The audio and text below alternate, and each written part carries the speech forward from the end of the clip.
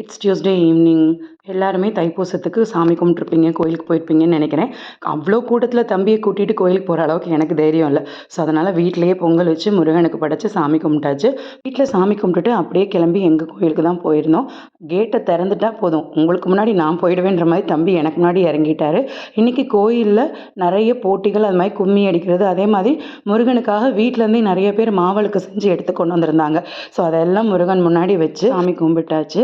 ரொம்ப நிறைவாகவே இருந்துச்சு. என்ன கோயிலுக்கு போக முடியலன்ற ஒரே ஒரு வருத்தம் மட்டும்தான். அண்ட் அதே மாதிரி பாப்பா மாதிரியே நிறைய குழந்தைங்க ரொம்ப ஆர்வத்தோடு கும்மி அடித்தாங்க.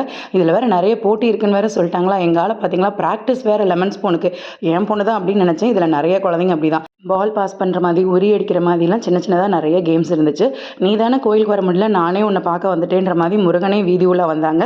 ஸோ சாமி கும்பிட்டுட்டு அப்படியே கேம்ஸ் எல்லாம் வச்சாங்க.